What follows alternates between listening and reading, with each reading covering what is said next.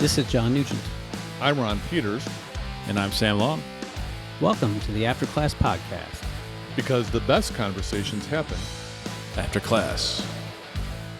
Thanks for joining us in the episode of the After Class Podcast. We're glad to have you along. You know, every once in a while, we at the After Class Podcast make mistakes. I know it's hard to believe.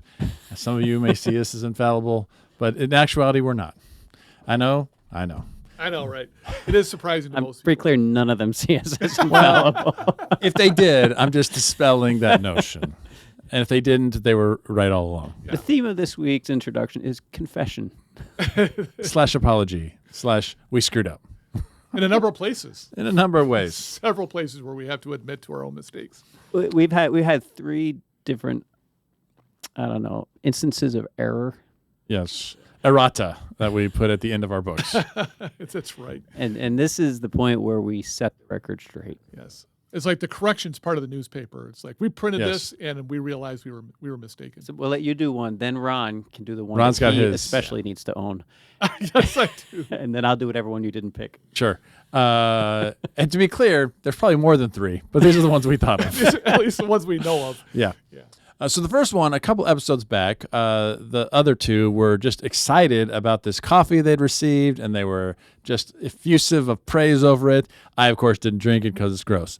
But Because coffee is gross. because all coffee, coffee not is because gross. of this You're not coffee, because of singling all out that coffee. coffee. Of course. But you guys thought it was great, and that's fantastic. And we were really excited about it, and we're happy to promote it, and could not think of the actual coffee company because we're terrible people. So we're here to set the record straight. It is A. Beck Coffee Company or something like that. No, A Beck Coffee, right? A. Beck Coffee. Am I wrong? I think so. Are we still getting it Isn't wrong? it a Beck creation? Oh, Oh, A yeah, Beck that's it. Creation. Okay. See, Which this is going why- to be the perfect segue Right, I to know. your error. Yes, So- it will be. A. Beck Creation, you should look them up. You should order their stuff. You should give them all the business in the world, despite the fact that we're terrible. A Beck coffee. A. Beck, I don't know. It's because it's ABC, coffee. right? It's because I block it out. That's 'cause how it's you remember. coffee. It's the ABC Coffee Company. A Beck Creations. Yes. Nailed it, John. They're All on right. Facebook. They have a Facebook page, so look it up. Well, and still, thank you for getting us the right one because I followed your lead on that, Sam. My bad. Which was, I was leading with confidence, and usually it works out for me, Yeah. but not this time. yeah, my mea culpa is really embarrassing because I take a lot of pride in being a Greek scholar. Nerd. And I've published a lot on that and teach a lot on that. And if I make a Greek mistake, it's particularly bad. And I did last week. You know, we were looking at the word ktisis in there, and I don't know why my brain went to judgment. This doesn't mean judgment. Doesn't mean that at all. It's creation. It's a word for creation. Yeah, I teed you up to give the definition, and we were talking about, be subject to every human authority. Right. And I'm like, I don't think human authority is how the Greek goes, Ron. Hey, Ron. Yeah. And you're like, oh yeah, judgment. You set me up to fail. No, I set you up to succeed. You just failed. No, I know. I'm trying to pass it off, and obviously it's not. Now, right in front of me, I had my notes, and I knew it was creation, but I didn't know how to pivot on this. So I started talking about, every humanly created institution of judgment. Right. And it was just in my mind that way, and I don't know why. Why? I made a Okay. mistake. We'll laugh for it. Yeah, but it was a huge mistake. It's an embarrassing mistake, and I'm going to own it and say I was wrong. So for those of you, there might have been some people there might have been a few people going, I think you got that word wrong. You are correct. I got I'm the word guessing wrong. there was no one who thought that. Oh no, I think there are a few people out there who know some Greek, and so So could have come the at me. direction we went with it was fine. So Right. we had every human judgment, and we focused on it was a human was the adjective, so a human institution And that is true. I didn't get that wrong. that was created, and we know from the rest of the paragraph, created to do this governing authority function. So Our exegesis was not undermined, but I'm just saying, it's only used 19 times in the New Testament. So, that's not a lot. A lot of people would not know it. It's all I'm saying. yeah. But again, I knew better. As soon as, Yes, as, you soon as did. we as soon as we stopped the recording and John brought it up, I'm like, shoot. bad word. I got that wrong. All right. So our Publicly so. our third and final mea culpa for the day. Yeah, this could be a regular is. feature here. We have asked you all for helped with some kind of conversation starters to get our podcasts up and rolling each week, especially when we don't have news to share. And a graduate of Great Lakes, Adrian, had given us a great list, and we've done, I think, most of the ones on her list. And but we didn't know how to pronounce her last name. Is it Sweet? Is it Sweat? Right? And we brought up her name a few times and didn't. And so finally, she responded to our inquiry and helped us. It is Sweat. Okay. So that's the pronunciation. Adrian Sweat, alumni of Great Lakes. Used to be Adrian Stratton. So, Adrian, the record is set for all those for whom we did not give your proper pronunciation. Good for her not having to get new monogram towels. That's right. So Adrian S. We could have just said Adrian S. Either way would have been fine. And, Stratton / Sweat. Yeah. Yeah, good point. So I make good ones every once in a while. every once in a while. So we're sorry to all those out there who may have been offended by our incorrect statements and so forth. But we'll own it, we'll laugh at ourselves, and we'll move on. And try to do better moving Move right on into 1 Peter. Speaking of 1 Peter, first I'm moving on. We are in chapter 2 still. Not much has changed in the last 3 weeks. But we are continuing on our discussion about what it means to live as an alien in exile, which is sort of setting up this section about how you conduct yourselves in certain ways. We talked about early on about how you interact with human judgment institutions / creations. And we talked about honoring and all those sorts of things. You're never going to let me live that down. Well, I mean, probably not. That's fine. And now we turn our attention from governmental structures to others a little bit closer to home, who you work for or are forced to work for. So we start in verse 18. I think I'm supposed to read the whole section all the way through 25, since I'm the only reader apparently anymore. That's kind of what we've fallen into, yeah. So. Slaves, be subject to your masters with all respect, not only those who are good and generous, or gentle rather, but also those who are dishonest. For it is a commendable thing if, being aware of God, a person endures pain while suffering unjustly. If you endure when you are beaten for doing wrong, what credit is that? But if you endure when you do good and suffer for it, this is a commendable thing before God. For to this you have been called, because Christ also suffered for you, leaving you an example so that you should follow in his steps. He committed no sin, and no deceit was found in his mouth. When he was abused, he did not return abuse. When he suffered, he did not threaten, but he entrusted himself to the one who judges justly. He himself bore our sins in his body on the cross, so that, having died to sins, we might live for righteousness. By his wounds you have been healed. For you were going astray like sheep, but now you have returned to the shepherd and guardian of your souls. Okay, so there's a lot there. And it starts by slaves. Any Greek in that? The word slaves? Redemption Day. Yeah, I don't think there's anything that the Greek's going to add to us on that. I mean, because, that's the idea here of, serving as slaves. It's more sociological than it is anything that has to do with the definition of a word. In the Roman Empire, slaves were a very common thing. I think that, nowadays, living in, 21st century America, we understandably have a lot of horror and shame over the history of slavery in our country and its ongoing effects in, racism and things like that.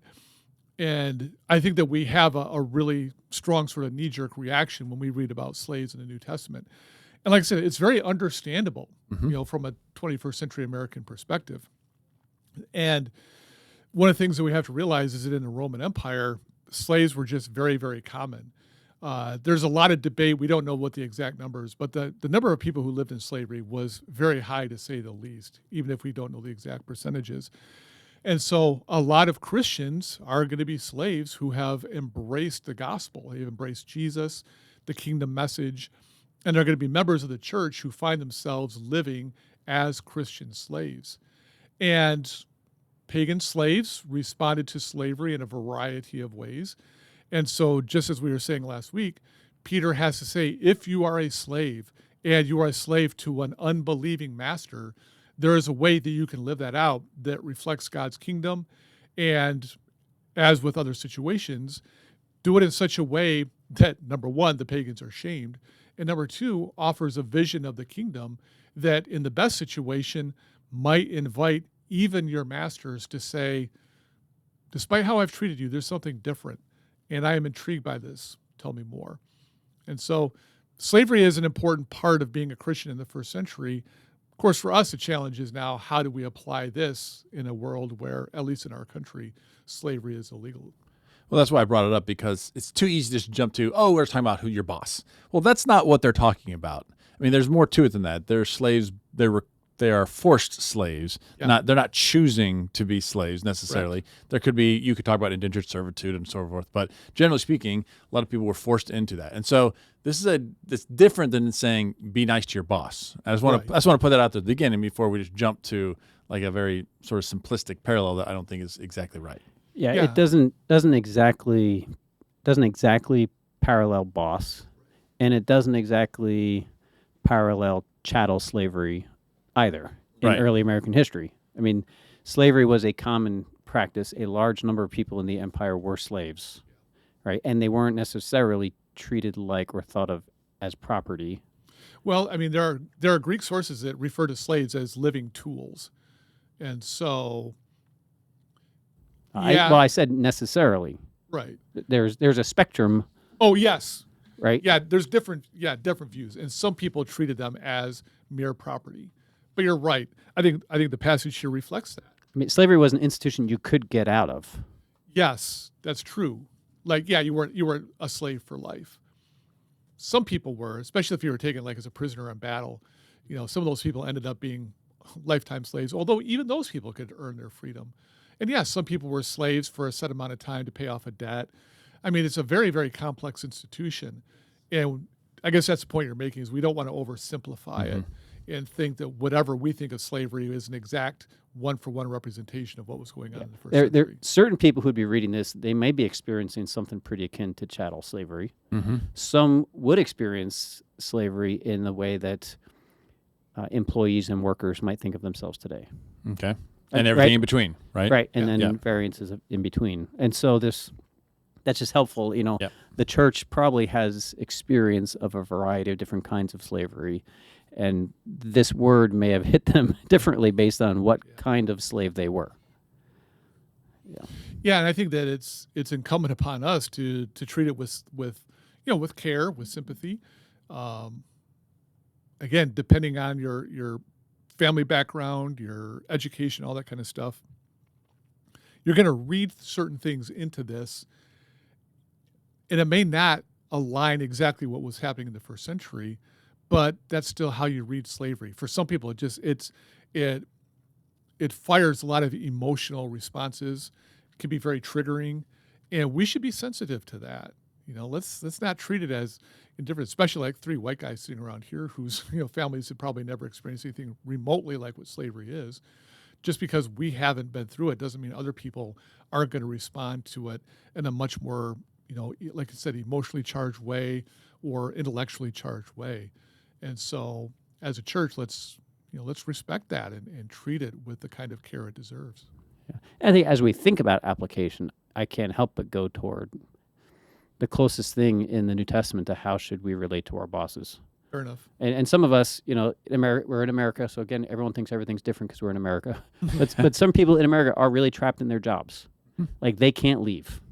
They don't have a good boss that they don't like, but they don't have very many options. They don't maybe have the skill set. Maybe they're at a certain age where it'd be hard for them to find different employment, or maybe they would want to find different employment, but their family needs the benefits because they have a sickly child and they really depend on the insurance. Like, we can be trapped in jobs, or it may be this is the best job you can get to be able to do what you want to do for a living, and then you have to deal with an insufferable boss.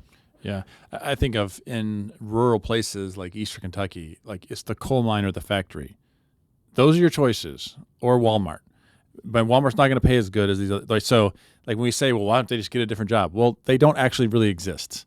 And so I think you make a good point where if you need to live in certain places, there's, you could find 100 jobs within, a block, but that's not where some places, it's not the same opportunities, not the same environment. Yeah. So what's the advice? The first thing I want to bring out, or maybe ask a question about, it says, slaves, be subject to your master. We ever had that be subject language, right, above, which means accept the fact that they're the master, not you. Like, recognize that this is your place in that chain of command. But it says, with all, now our translation says with all respect. But in Greek, it's with all fear. Fear. Right. And I'm correct on this one. Well, I double checked just in case. Yeah. Feel free to correct me if I'm wrong going forward. But yes, The in all previous fear. verse, to wrap up the previous section, we had this, great thing on the complex ways we should relate to governing authorities.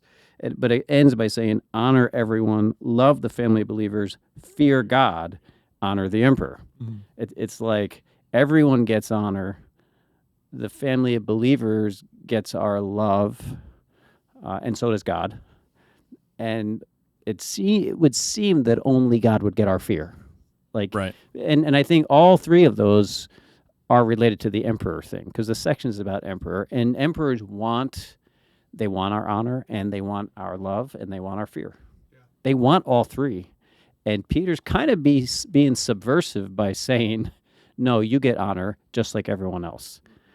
God alone gets fear, and the body of believers uniquely gets our love, along with God. Love God and love the family of believers. And so why is he, what does it mean when he says, be subject to your masters with all fear? Is he talking about fearing the master, or is he talking about fearing God? It seems to. Sorry. Wouldn't talk. Got a hair in my mouth. I'm good now. I would suggest, I forget which one of those options you got, but that it's continuing the fear of God. That you don't. It doesn't say slaves fear your masters. It says be subject to them with fear. And the only fear that's been mentioned last has been the fear of God. And so it seems like it's carrying down that same idea as opposed to some other fear that he hasn't mentioned that we're supposed to infer what that is. It makes more sense that because he just mentioned fearing God, now that the same attitude that we're bringing to God, we need to have at least in play when it comes to interacting with masters. Yeah, and I agree with that because of the way the previous section began. In verse 13, for the Lord's sake, be subject to every human authority, right? It's for your relationship with the Lord should dictate how you relate to these governing creations or judgment structures.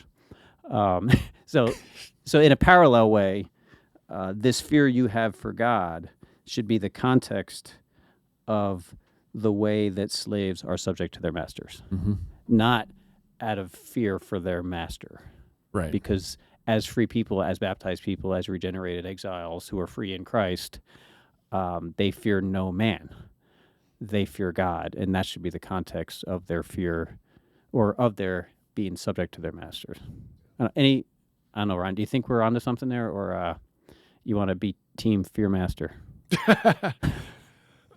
Sorry, I'm actually caught up in a little something different there. So, like when you guys were talking, Not surprising. Yeah, I was thinking about Classic something. Ron. Yeah, something that was unrelated to your What you said, I'm sure, conversation. was fine. However, Yeah, Here's what I was thinking. I know. Because it was going back to my mea culpa. Submit to every human creation. Talk about John. It's interesting that here, I think slavery is placed as a human creation. Some people are going to look at slavery and go, "See, the Bible's all for slavery." And certain people want to, be all snarky about it. I'm like, actually, slavery is a human creation. Now, God is trying to get his people to work within that context, not because he endorses it, but to say the message of the kingdom is bigger than this is. And the message of the kingdom will ultimately destroy this human institution, but it's going to take time. And so as the kingdom is bringing an end to this institution, work within this institution to reflect the kingdom. And so you guys were talking about the fear part. I'm like, this is just another human creation that God's saying we can work with this until it finally just collapses under the weight of its own inadequacy. Yeah. In some ways, verse 13, for the Lord's sake, being subject to every human creation, I think, the first line of human creations would be the governing structure. The second line might be the economic structure. And the third line might be the household structure. And, and these kind of blur because slaves might be a part of the household, right? Yeah. And they're also part of the governing authority structure, right? And so these kind of intertwine. However, the marriage, we would say, is not grounded in human creation, but in God's creation. Right? It's part of his good creation, but it is an order. It has been made a hierarchical order by the governing authorities of the Roman Empire. Like what God created as two people made in his image who've been given shared dominion, right? To rule over in among creation in a way that reflects, godly stewardship, has become a human institution where the man is the head and the woman is beneath him, and then like the children beneath them and the slaves beneath them. Like all of these have the empire's fingerprints on them. Yeah. Well, and just in worldliness in general, like empire, without a doubt, I totally agree with you. But even if you want to back away and see it at a kind of a meta level there, to say that politics in households and marriage, all these things have been corrupted by sin. And so people view all of these through a human, worldly perspective that the kingdom does challenge. But when you're dealing with people who are not believers, who haven't embraced that kingdom model, how do you deal with that? And so we're getting a little bit ahead of ourselves because we're talking about marriage, which probably won't even get till next week. But with regard to slaves, it's like God's not saying, I love that you're a slave. He's saying, I don't love this, but here is how you can reflect God's kingdom in a situation that is not ideal. Yeah. It's another form of exile that we have to contend with. Good point. Yeah, form of exile, exilic living. So, and I would say, since we did bring up the marriage thing, which we are going to talk about next week, it's in chapter 3. It is a creation order in a way that is not a new creation order. Oh, yeah. Right? In the kingdom, when it comes in fullness, Jesus says, you're not going to be given in marriage. Right, yeah. So we're not going to be talking about husband and wife relationships in the kingdom. And we're certainly not going to be talking about slave-master relations in the kingdom. And we're not going to be talking about us and the king or the emperor or his governors. We're going to talk about us and Jesus as king. So all three of these relationships are in the time of this time as we wait for the kingdom. And all three of them will be, I guess, abolished when the kingdom comes in its fullness. Oh, that's a good point. Yeah. And you're right. Marriage did come from God. It's the one that God ordained. But it's a very good point. It won't be a part of the new kingdom. So, yeah. So what's the word here? I think what really stands out, in that first verse, once you get past with all fear, which, again, I think the NRSV was afraid of, they didn't want to make it contradict the previous passage, right? But if you recognize that, no, this is, again, talking about the context of fear of God. What stands out after that is not only those who are good and gentle, but also those who are dishonest. And that's really where he's going to lean into. Everyone is happy to be subject to a boss or an authority figure of any kind, as long as, hey, they're good with us, they're gentle, they respect us, they let us do our thing, they're not overbearing. But he's especially saying those who are dishonest, those who don't deserve our respect. Is there a question in there? Your statement. What do you do with that? What do you do with that? Yeah. I think it continues from our last episode of, if you want to use the parallel of whoever is in charge, you may or may not appreciate. You may not like what they have to say. You may not like how they treat people. And so, like the emperor, I'm sure there are plenty of people who didn't like the emperor, who thought this guy's a jerk, right? And yet, the same sort of command is given to be subject to them. And so, there are lots of bosses or people in authority that you're not going to necessarily care for their actions and think they're doing things wrong. But at the same time, we are subject to them. It's one of these institutions that exists. And so, yeah, it's great to work for a good boss, but that doesn't always happen. And so in the times that it does not happen, what is your witness and example as a Christian going to be?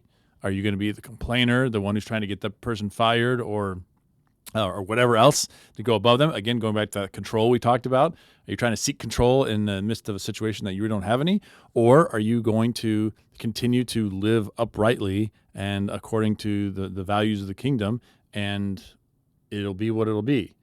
If you get, quote, beaten or censured or whatever, fined for doing what is right, Peter's like, yep, that's great. But if you do it for causing dissent in the workplace, that's not all right. Yeah. Well, for me, when I think about like the worst case scenario of slaves, like you're a Christian, like I've become a follower of Jesus. You're a part of a community and all this, but you're owned by a slave owner who does beat you, literally beats you at times. And you're like, I'm trying to do a good job, and you're still beating me up. I don't understand this.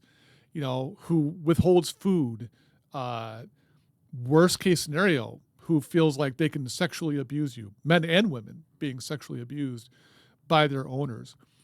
And I can't imagine being a slave who comes to a Christian gathering and says, my owner raped me today. Like, these are the kinds of things that were happening, and these are the kinds of things that the churches sometimes had to deal with. Not every slave went through it, but some did. And now you're a slave who's hearing Peter say, submit to them. That's a big ask. That is a huge ask. Even bigger than submitting to the emperor, submitting to this person who has done these horrible things to you. And now you're going to have to go back after this Christian meeting and be perhaps beaten again or raped again or something like that. And so I say all that to say this is a significant thing. Let's not downplay it, but to say God is saying to them, I'm aware, and it breaks my heart, and I'm not endorsing it, but I'm asking you to represent the kingdom to this person. And who knows, but maybe your gentle response, your kingdom response, might even turn this horrible person from his or her horrible ways to somebody who has embraced the kingdom. And no guarantee that's going to happen, but what if you're that rare person who sees this horrible owner go, I think there's a better way. And to say, oh my gosh, we went from this horrible relationship to being brothers or sisters in the Lord. See, what you say is why I have that kind of visceral reaction to it's just about a boss and being part of it. Because, imagine if you were a slave, in the 1800s in America. How could you read this and be like, what are you talking about? Like, this doesn't sound like good news to me, right? This doesn't sound like the gospel of, things being made right. It sounds like me just, doing whatever the master says and continuing to being put down and be treated as a second-class citizen, if that even. Mm-hmm. And so I try to read it through the ears of someone in much different circumstances than I am, and it's tough to reckon with. It doesn't sound like good news. Yeah, well, and I think that's where the crucifixion plays a big role, because that's what Peter said. Jesus went to the cross. You're getting beaten. Jesus was crucified and died. And the Lord that we are serving knows exactly what you're going through. He suffered and died. And so to say you're embracing the very thing that our Lord embraced himself. He said, I know what you're going through. I'll go through it so that I can say, I know what you've been through. Do you guys think it's significant that, in verse 20, he says, if you endure when you are beaten for doing wrong, what credit is that? So this is kind of this is part of the context for reading this, right? When we think about trying to put ourselves in the shoes of the audience, right?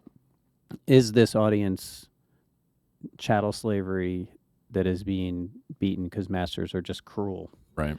Or is the issue in 1 Peter that there are people who are being rebellious to governing authorities, being rebellious to human, doing wrong things, and that is getting them in trouble, right? That seems to be the audience. People are getting beaten for doing things that Peter doesn't seem to think Christians have any business doing, right? So, that's just part of the context, right? And it shows up later in the book when he talks about, but if you endure when you do good and suffer for it, he doesn't say, and are still beaten. So I don't know if the context is them getting beaten. I think the hypothetical is them getting beatings for doing bad things. but the context that they might be going through is they are suffering somehow, right, in this relationship, but they're doing the right thing as Christians. And he wants to distinguish suffering by being a faithful Christian because you're a faithful Christian, and contrasting that with being beaten because you're acting out against your authority figures in ways that Peter doesn't find commendable. Does that make sense? That there's a contrast here that seems to be pointing to what's going on in the context. Yeah, I mean, even earlier there in verse 16, he talked about live as free, but don't use your freedom as a pretext for evil. And obviously, they're not free in the same way we think of free, like free to do whatever you want. But even if they're a slave, they're free to do and act in certain ways, and there are consequences for those things.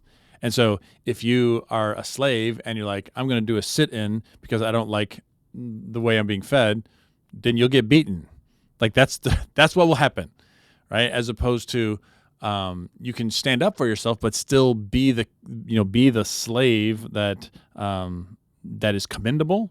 And again, it's that tension between what is standing up for what is right while also being subject. Yeah. And it's the same sort of tension happening here. Yeah, they're doing evil things. Yes. That's getting them in trouble. And maybe they're stealing from their boss. Mm-hmm. Maybe this is a Robin Hood situation. They are stealing from their boss to give to the poor. Yeah. And they're getting caught and they're getting beaten. And they're saying, but hey, we're Christians. We are free in relationship to these people.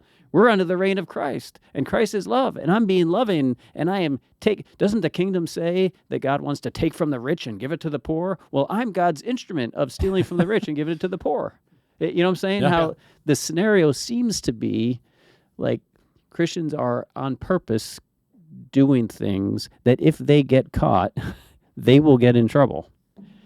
And Peter is saying, that's not a good thing. Mm-hmm. I'd say that's definitely part of it. Yeah. Like, if you are suffering, it shouldn't be because you're not doing the right thing.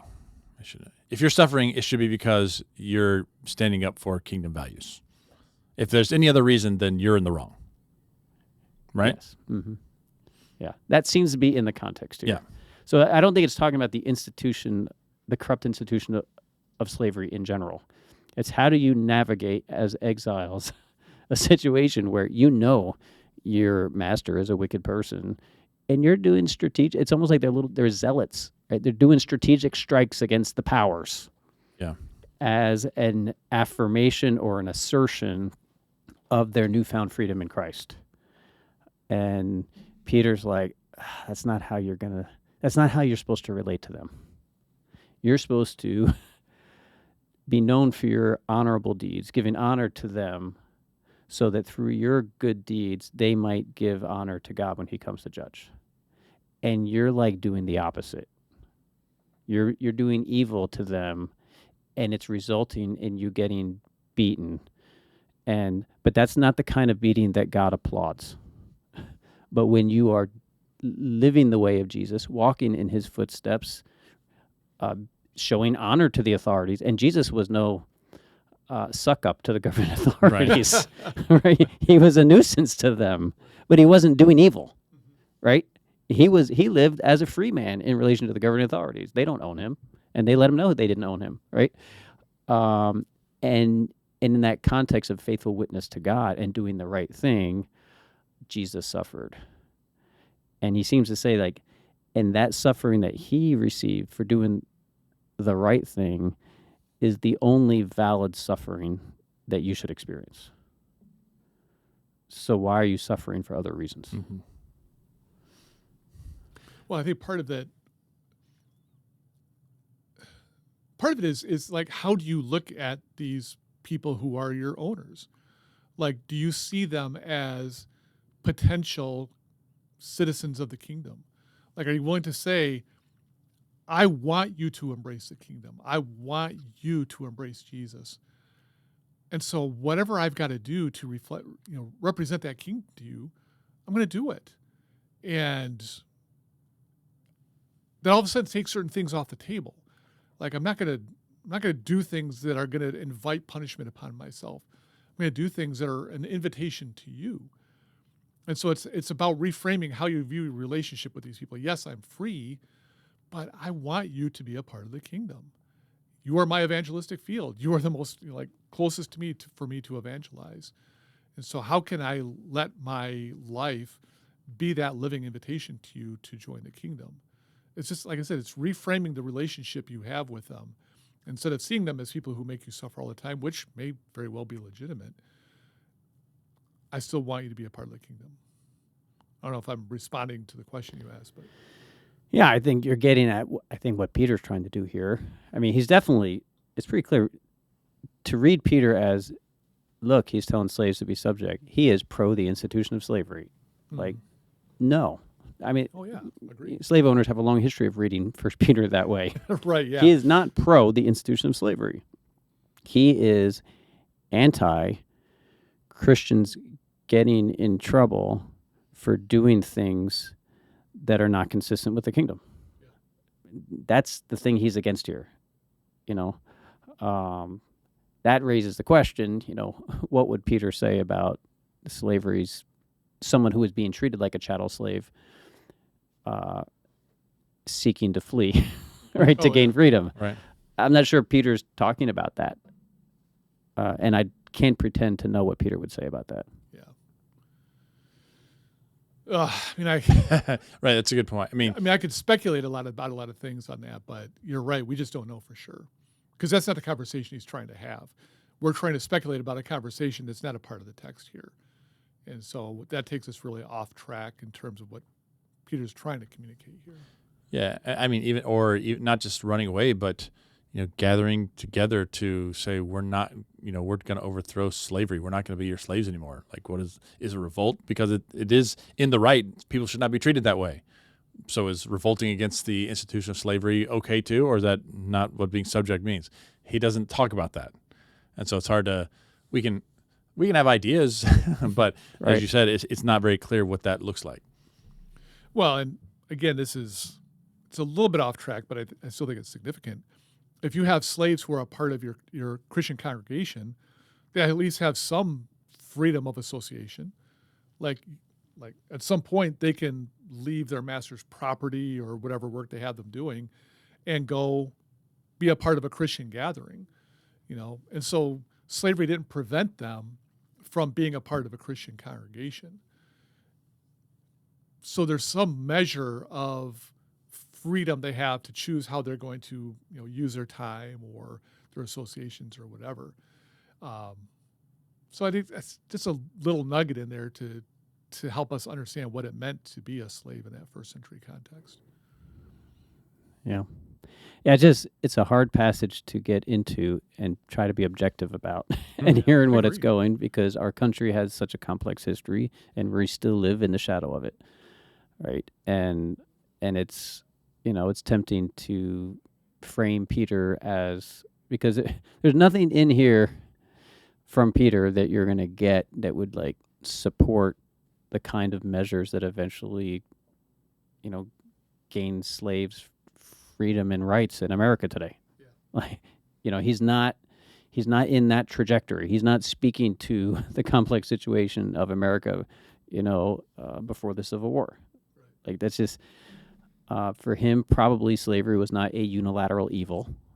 To the extent that in some places this was a temporary arrangement that you voluntarily entered into as a way of getting out of debt. Right? Then, you put yourself there because you thought it was the best place for you to go forward financially for your family, is to do your time, right?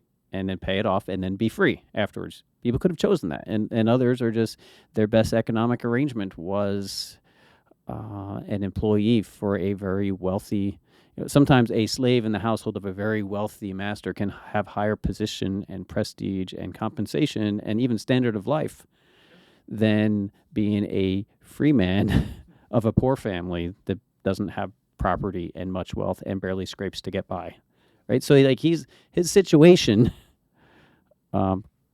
could be really confusing, and very different.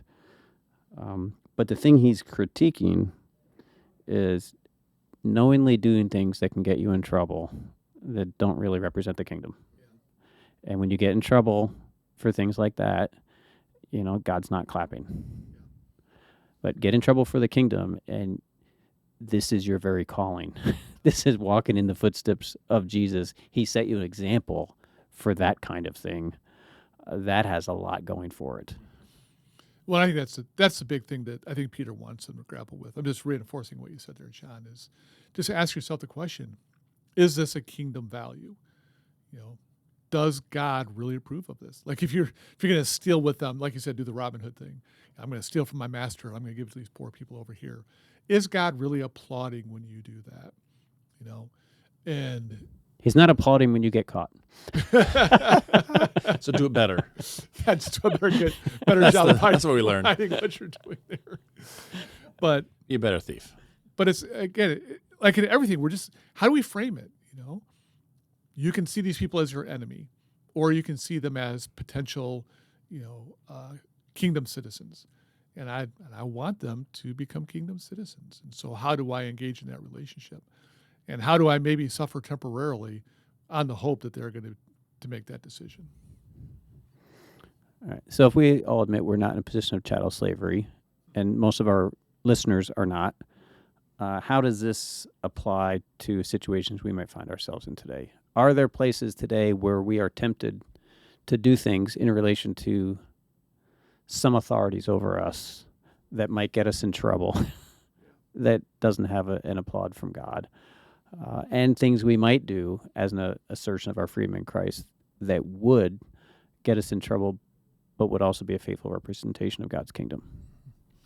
Yeah, I think, if you want to use the workplace as an example, I'm sure there are plenty of bosses who are lazy and inept.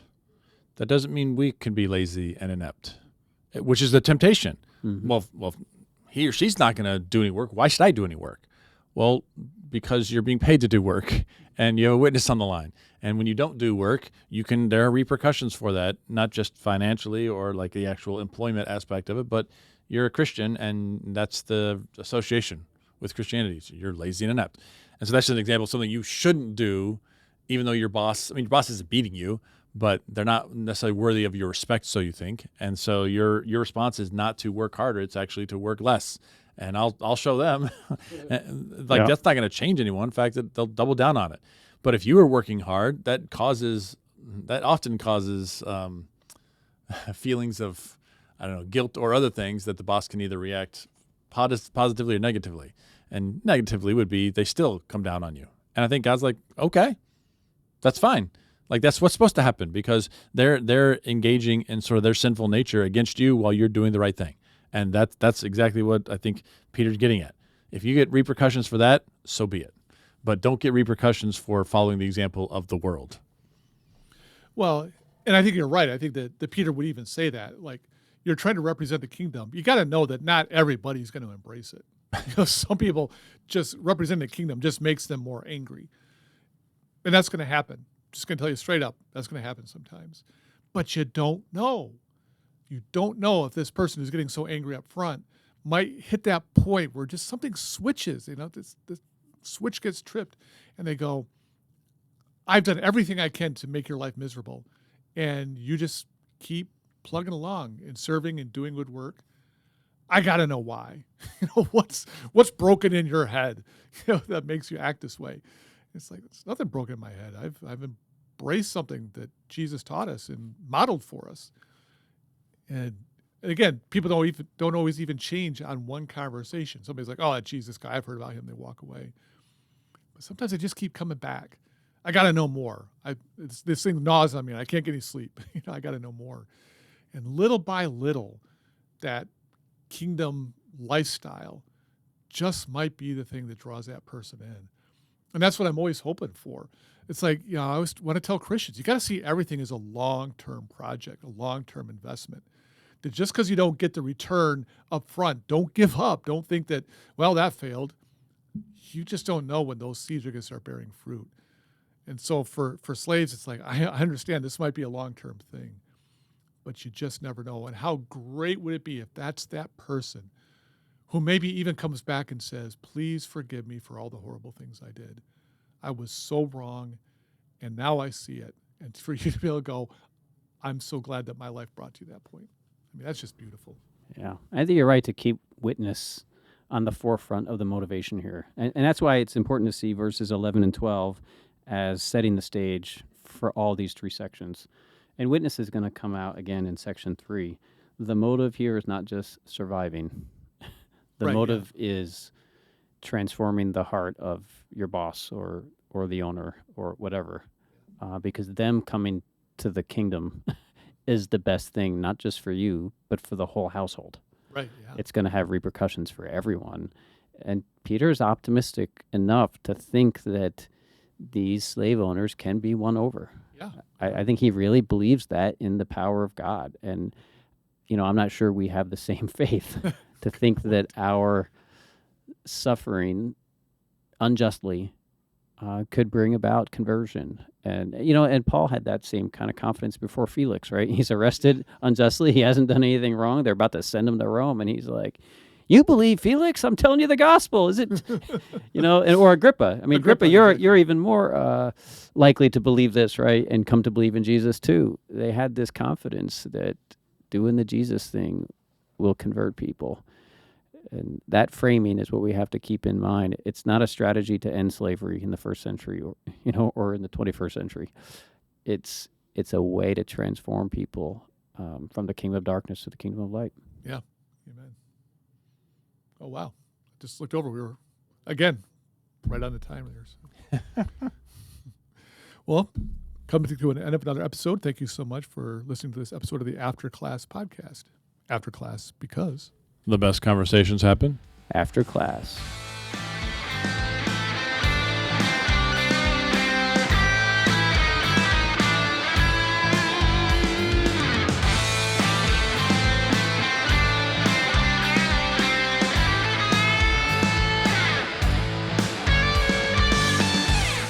Thank you again for listening to this episode of the After Class podcast.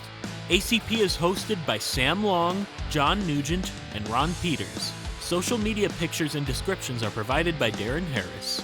Audio mixing and editing is done by Drew Nyquist. If you've enjoyed this episode of ACP, you might also enjoy GLCC's Master of Arts in Practical Theology degree. In this 36-hour program, you will receive first-rate biblical and theological instruction from John, Ron, Sam, and several of their colleagues at Great Lakes Christian College. To learn more about this program, visit glcc.edu. Get practical and go deep at GLCC.